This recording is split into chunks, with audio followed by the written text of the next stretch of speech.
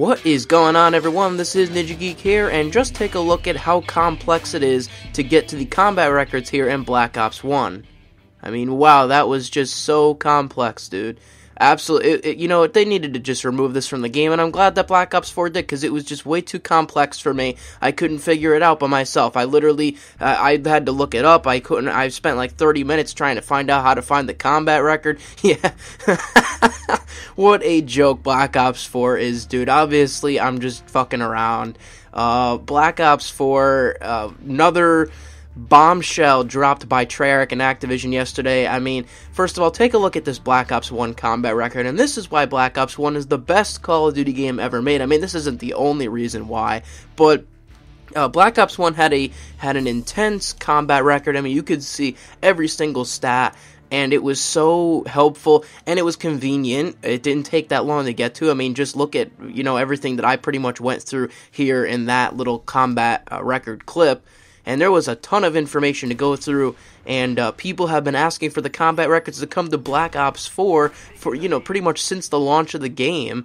So that was, what, over 6 months ago. And today, well, not today actually, but I'm going to review it today. But yesterday, I think it was yesterday, that Activision and Treyarch came out and said that combat records are coming, but, well, they're not coming into the game. You have to download a separate companion app onto your phone, right? And then you can be able to check the stats like a combat record would be. And they pretty much explain why this is and why it's not in the game is because they removed it because a lot of people apparently never used it and it was too complex, and it's much more convenient to use your phone. Now, I don't know about you guys, but that is a complete total lie and a complete load of bullshit, because basically, I think Nero says it best, and credit where credit is due. Nero basically said, you know, you have the game loaded up, you have the controller in your hand, and you have to put down the controller, pick up your own phone, load into the app just to see your stats. How is that more convenient than when the game is right in front of you? That makes literally, absolutely, 150,000% no sense. It's just a marketing scheme just to get you to download the app. And yes, the app is free, so it's not like you gotta pay for it to get stats or whatever, but still, it should be in the game. It's a core feature of Call of Duty, and, you know, this game here, 2010, is way better than a game that came out in 2018. I'll just say that right now. And the gameplay, by the way, that you're watching on the screen right now is a Black Ops 1, of course, and we're playing on one of the greatest maps of all time. Get my SR-71 right there, the Blackbird, and we got the Chopper Gunner, and we're going to be getting the dogs in this game. I played Black Ops 1 last night because I was kind of bored. I didn't know really what game to play, and I got the Call of Duty itch, so I was like, alright, I'm going to load up some Black Ops 1, and this is actually my last game of the night. And I did really, really well here in this game, so that's pretty much the gameplay you're seeing here on your screen.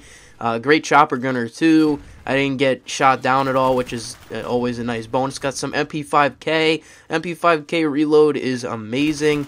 Just everything about Black Ops 1, to me, makes it the best Call of Duty game. And I figure I make this video talking about Black Ops 1 here because I think, you know, kind of switching subjects from the horrible Black Ops 4 combat record news that we got yesterday, I wanted to make some sort of a positive video. I didn't want it to be all negative and you know, because that's not what I like to do. I mean, of course, you know, I will talk about the things that are negative and shed my light and opinion on it. I always speak the truth, but if I'm always speaking the truth, it doesn't always have to be negative. And we're here playing some Black Ops 1, and well, actually, after I get out of my Chopper Gunner, you're going to see one negative thing happen, which you'll see happen. It's actually pretty funny, but, you know, it is what it is. It's the older Call of Duty games.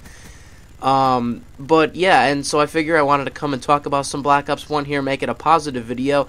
And there are just so many things about this game that make it great. I mean, first of all, the music. I loved the music during MW2, and Black Ops had the same sort of vibe with a soundtrack that would fit perfectly for the game, and it just made you get so intense, like the in-menu music for the multiplayer menu and loading into a match and stuff like that. The music was just great in this game.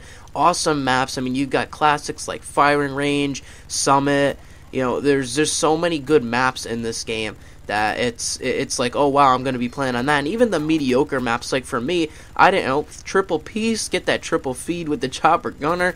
Yeah, even like the mediocre maps in this game, like I would consider Hanoi like a mediocre map, and there you go, trapping me in a corner. That's what I was talking about. I had to kill myself because this guy figured that it would be nice to trap me inside of a corner. Yeah, but if you were playing a jetpack game, you could just hop right over that dude. That's pretty much the only advantage of a jetpack Call of Duty game. But yeah, I figured, alright, I'll try and put the Claymore down, but I was facing the wrong way. I probably should have turned around, so I was like, alright, sticky, and that's it, bye-bye. And then I can run around again. But, yeah, besides the maps, I mean, the guns in this game, I mean, you see me using the Galil, the MP5K. I was actually using the AK-47 the other match, but I didn't have too good of a match last time on firing range, so I put on the Galil this time, and we did some good work here, as you can see. The Commando, just some amazing assault rifles. Now, a lot of people complained during this game that the SMGs weren't up to par, and I kind of agree with that. The SMGs in this game were kind of weak, but even still, you had the 74U and the MP5K, great SMGs, and, you know, just everything about this game, going back to play it, it's just so fun. I mean, yeah, you have dudes like that drop into second chance, which are so annoying. But every death that I really come across in this game, well, not every single death, but most of the deaths, like probably I'd say about 95 or 96, 97% of deaths that happen in this game, I'm like, oh, you know, I'm not that frustrated, whereas in Black Ops 4, every single death frustrates me, literally. It's either I die by a specialist or I die by a sniper, but in this game, I don't have to really worry about that stuff. And, you know, so I just think that Call of Duty Black Ops 1 is the best Call of Duty game. Now, a lot of people would say, oh, Black Ops 2 is the best Call of Duty game, and it was a great Call of Duty game. It did have somewhat of a sniper problem, and it still does, but it has mainly a hacker problem right now. It really hasn't aged well.